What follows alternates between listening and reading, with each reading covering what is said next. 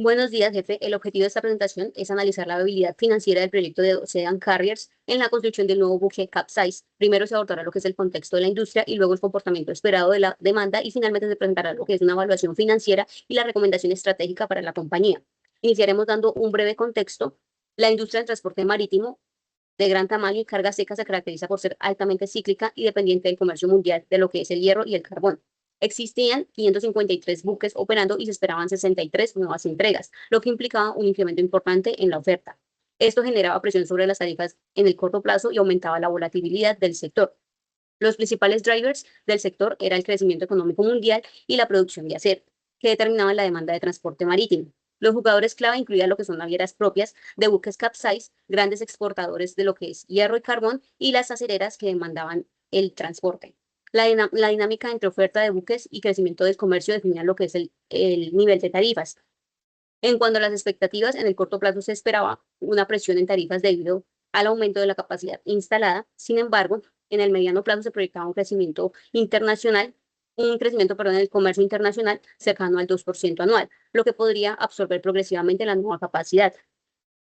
Continuamos, ¿qué es Ocean Carriers? Ocean Carriers era una empresa naviera especializada en el transporte de hierro mediante buques capsize. No era un actor dominante dentro del mercado global, sino un jugador de tamaño medio dentro de una flota mundial de más de 500 buques. El modelo de negocio se basaba en contratos de alquiler por tiempo, donde la empresa recibía una tarifa diaria y asumía los costos operativos. Además, mantenía una política conservadora de no operar los buques más de 15 años, reduciendo lo que son los riesgos de mantenimiento y obsolescencia. En cuanto a la demanda del alquiler, dependía principalmente del comercio internacional de materias primas y el crecimiento económico global. Dado que los ingresos se determinaban por la tarifa diaria, pequeñas variaciones en el mercado podían generar impactos significativos en el flujo de caja del proyecto. Aunque se esperaba debilidad inicial, el crecimiento estructural del comercio sugería una recuperación gradual. En cuanto a la evaluación financiera, la decisión se basó en el análisis del valor presente neto, en términos prácticos y el valor actual de los flujos futuros supera la inversión inicial, el proyecto genera un valor. El resultado es altamente sensible a la tarifa diaria y el costo capital, por lo que es necesario evaluar distintos escenarios. Bueno, frente a lo que son los ingresos operacionales, las tarifas de los buques Capesize dependen principalmente de la oferta y demanda de transporte de carga seca, especialmente hierro y carbón. Cuando la demanda supera la oferta, las tarifas aumentan. También influyen la edad del buque, donde los buques nuevos reciben primas, los más antiguos descuentos, las condiciones económicas globales, el tamaño y la eficiencia del buque y el tipo de contrato, siendo el mercado spot más volátil que los contratos de largo plazo. En el análisis de ingresos del proyecto, estos factores se incorporaron mediante proyecciones de demanda y oferta para estimar las tarifas futuras, ajustes por edad del buque aplicados a lo largo de su vida útil y un análisis de escenarios optimista, base y pesimista, que permite capturar la incertidumbre del mercado y del entorno económico. A lo largo del horizonte del proyecto, las tarifas varían principalmente por el crecimiento esperado de la demanda, pero tienden a reducirse a medida que el buque envejece. Además, las condiciones de mercado spot pueden generar fluctuaciones temporales con caídas en periodos de exceso de oferta y recuperaciones cuando el mercado se ajusta. La proyección de tarifas diarias se basa en un crecimiento de los envíos de hierro del 2% entre 2002 y 2005 y del 1,5 hasta 2027, coherente con el contexto económico de la época. Además, incorporación de factores de ajuste de edad del buque, donde los buques nuevos reciben primas y los más antiguos descuentos, y parte de tarifas base que se ajusta según la demanda y el envejecimiento del buque. Al compararla con el mercado, la proyección es consistente con las tarifas históricas y con la prima observada para buques nuevos. Aunque en 2001 y 2002 esperaba una caída de tarifas por exceso de oferta, la recuperación de la demanda a partir de 2003 justifica el aumento de las tarifas proyectadas alineándose con la dinámica de oferta y demanda. La principal limitación es la volatilidad del mercado spot, ya que la proyección asume un crecimiento estable. Además, el crecimiento de la demanda podría no materializarse y una mayor competencia podría reducir la prima asociada a los buques nuevos, afectando las tarifas proyectadas. En términos generales, sí es adecuado, aunque con salvedades es optimista pero realista en el corto plazo, está respaldada por datos históricos y resulta conservadora en el largo plazo. Al ajustar las tarifas a la baja por la edad del buque, su validez depende de que se cumplan los supuestos clave de crecimiento de la demanda y estabilidad del mercado. Frente a lo que son los egresos operacionales, En Ocean Carriers, los principales costos operacionales incluyen la tripulación y operación del buque, como salarios, seguros y capacitación, el mantenimiento y reparaciones, tanto rutinarios como mayores, especialmente los Special Surveys. Cada 5 años, cuyos costos aumentan con la edad del buque, también se consideran los seguros, los suministros y lubricantes, los costos administrativos y de gestión, y el tiempo de inactividad durante el cual el buque no genera ingresos. Este downtime aumenta con la edad, pasando de 8 días anuales en buques nuevos a 16 días en buques más antiguos. A lo largo de la vida útil del buque, los ingresos operacionales aumentan por varios factores. Primero, existen un crecimiento anual de los costos del 4% nominal, resultado de la inflación, y un crecimiento real del 1%. Segundo, los costos de mantenimiento y reparación se incrementan significativamente a medida que el buque envejece, especialmente antes de los Special Surveys. Tercero, el aumento de tiempo en actividad reduce los días efectivos de operación. Y finalmente, los costos y seguros de cumplimiento regulatorio también crecen con la edad del buque. El capital de trabajo se define como la diferencia entre activos corrientes y pasivos corrientes. En el caso de Ocean Carry, los principales activos corrientes incluyen las cuentas por cobrar de los contratos de alquiler, el efectivo y equivalente, los suministros y repuestos necesarios para la operación y los anticipos a proveedores. Por el lado de los pasivos corrientes se consideran las cuentas por pagar a proveedores, los sueldos a salarios por pagar, los impuestos por pagar y los gastos acumulados como intereses a comisiones. El capital trabaja, el capital de trabajo varía a lo largo de la vida del proyecto. En los primeros años, ingresos más altos se pueden aumentar las cuentas por cobrar. El capital de trabajo, sin embargo, a medida que el buque envejece y las tarifas disminuyen, este tiende a reducirse al mismo tiempo. El aumento de los costos operativos, especialmente en años cercanos a los Special Surveys, incrementa los pasivos corrientes y la necesidad de efectivo. Además, la inflación eleva los costos en términos nominales. Finalmente, la política de la compañía de vender o deshuesar el buque al año 15 puede generar un impacto positivo puntual en el capital de trabajo. Buenos días, voy a presentar brevemente el análisis financiero para la adquisición del nuevo carguero Capesize. El proyecto se evalúa a 15 años, siguiendo la política de la empresa de no operar buques antiguos. En cuanto al capital, la inversión principal es el costo del barco de $39 millones. El cronograma de pagos es de 10% en el 2001, 10% en el 2002 y el 80% restante en la entrega del buque en el 2003. Adicionalmente, iniciamos con $500,000 en el capital de trabajo que se ajustará anualmente por la inflación. Es importante notar que incluimos dos mantenimientos mayores en los años 5 y 10 por un total de $650,000. Al finalizar el año 15 recuperamos la inversión operativa y recibimos 5 millones también por la venta del buque para el desguace. Para maximizar el escudo fiscal hemos modelado la depreciación del barco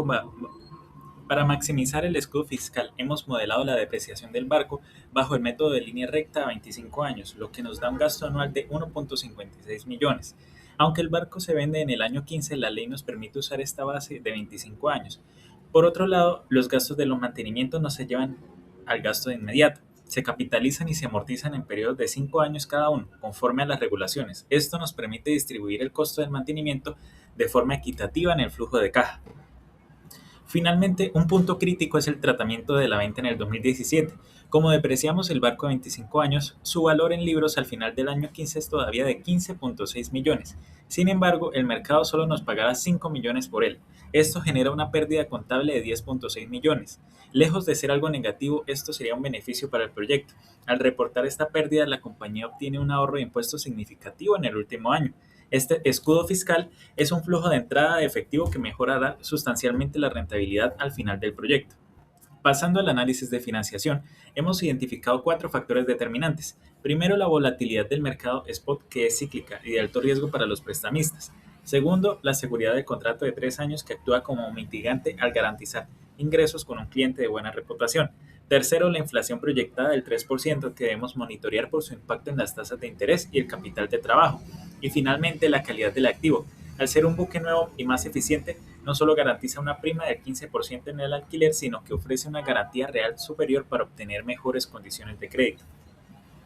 Ahora hacemos una comparación de la ejecución del proyecto desde nuestras oficinas en Nueva York y frente a Hong Kong. Si miramos, el WACC de Hong Kong se sitúa en un 9.47%, que es más alto que el de Nueva York. Analizando, el WACC en Estados Unidos solamente parece más bajo por el escudo fiscal de la deuda, pero esto implica que la empresa debe pagar más impuestos federales sobre todas sus utilidades. En cambio, en Hong Kong, bajo la política de exención para el transporte marítimo, nuestra tasa impositiva real es del 0%. Esto significa que aunque la tasa de descuento sea un poco mayor, el flujo de caja que queda disponible para los accionistas es mucho más grande. En términos de creación de valor, un proyecto con impuesto cero siempre será más atractivo que uno donde el Estado retiene una porción de rentabilidad.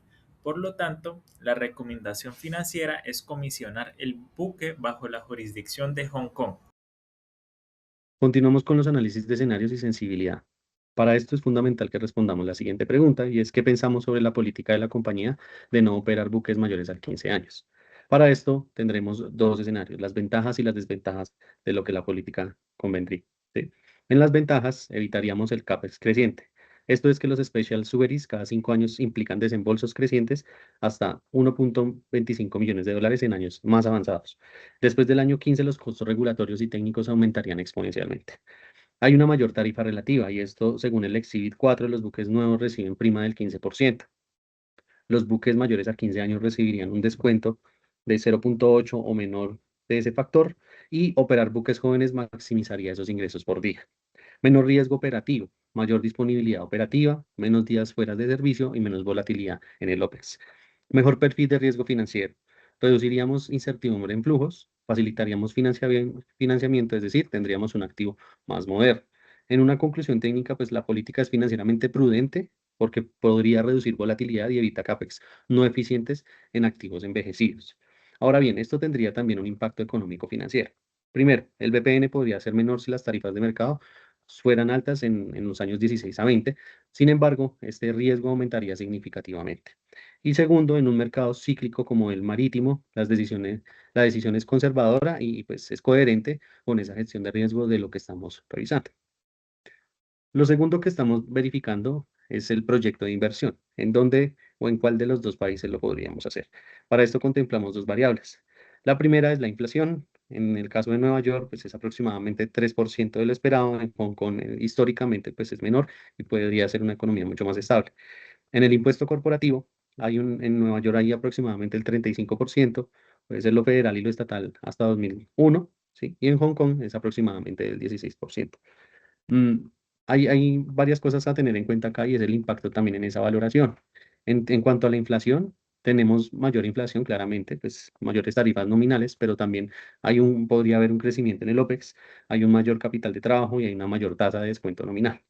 Ese efecto neto suele ser neutral si todo está claramente indexado o correctamente indexado. El efecto impositivo o el efecto del impuesto afectaría la utilidad operativa, el escudo fiscal por depreciación y el flujo de caja libre. Ahora bien, teniendo en cuenta todo esto, pues podríamos dar una conclusión, y es que claramente erradicar el proyecto en Hong Kong pues sería financieramente más atractivo debido a tres cosas. Primero, la menor tasa impositiva. Esto hace que el BPN pues sea mayor. Hay una mayor estabilidad macroeconómica y hay una mayor eficiencia fiscal. Entonces, en conclusión general, pues la diferencia económica provendría principalmente del efecto tributario. Por último, hacemos una evaluación de la volatilidad, la evaluación. Para esto tenemos unas fuentes y los impactos que esto conlleva. Tenemos 6 fuentes directas. La primera es la tarifa diaria de alquiler, que es altamente correlacionada con envíos de mineral de hierro. Y segundo, pues es históricamente muy volátil, según el Exhibit 5 del archivo adjunto. Lo segundo es la demanda global de hierro y carbón. Esta dependería del ciclo económico mundial. Lo tercero son las ofertas de buques, que está en el order book del Exhibit 3. La sobreoferta reduce esas tarifas drásticamente en cuanto a la oferta de los buques. El cuarto es el valor de rescate, pero este dependería del precio del acero. El quinto es el OPEX, que está pues atado a la inflación y a la regulación ambiental futura. Y el último es el costo de oportunidad o el WACC, ¿sí? Que sería el costo como tal de la deuda y la prima por riesgo sectorial. Sin embargo, estas fuentes se podrían distribuir probabilísticamente dentro de algunos modelos. Para la variable de tarifa diaria lo podríamos hacer en un log normal, el crecimiento de la demanda en una distribución normal, el precio del acero o el scrap en un modelo triangular, la inflación una normal y el costo de oportunidad también de manera normal. Por último, pues esto tiene un impacto en 4 frentes. Primero, el BPN o el valor presente neto deja de ser un punto único, se obtiene una distribución del BPN, puede aparecer probabilidad claramente del BPN negativo, ¿sí? Y mejora la toma de decisión bajo riesgo. La política de Ocean Carriers de no operar buques mayores a 15 años es recomendable mantenerla, pero con matices. Esta estrategia reduce riesgos de mantenimiento, obsolencia y mayores costos operativos, como reparaciones y tiempos de inactividad, que aumentan significativamente después de ese umbral. Además, al vender o deshuesar el buque a los 15 años, la compañía aprovecha el beneficio fiscal por la pérdida contable, diferencia entre valor en libros y valor de mercado, mejorando la rentabilidad final del proyecto. Sin embargo, debería evaluarse periódicamente si el mercado muestra una demanda sostenida y tarifas atractivas para buques más antiguos, o si hay avances tecnológicos que extiendan su vida útil de manera rentable. Podría considerarse una excepción en el contexto actual, con volatilidad en el mercado spot y presión en tarifas. La política conservadora sigue siendo la opción más segura y alineada con la gestión de riesgos de la compañía.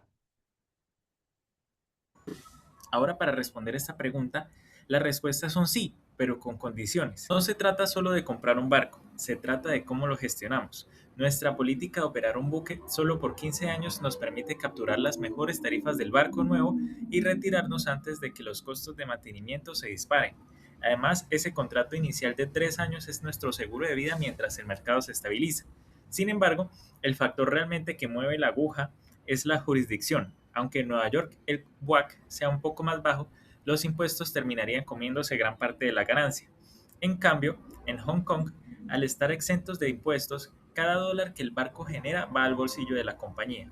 En conclusión, si operamos desde Hong Kong y mantenemos nuestra disciplina de retiro a los 15 años, el proyecto no solo es viable, sino que es una excelente oportunidad de crecimiento.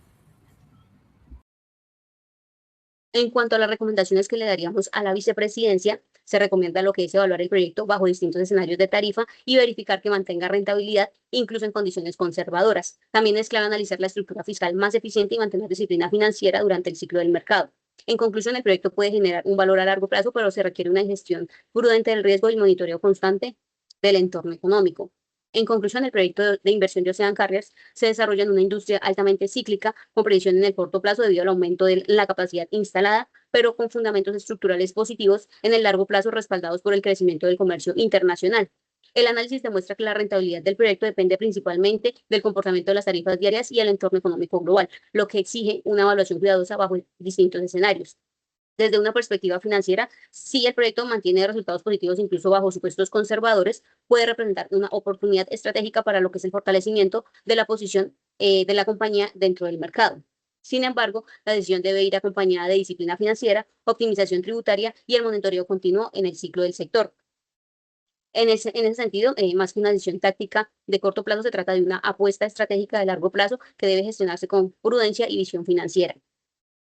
Muchísimas gracias.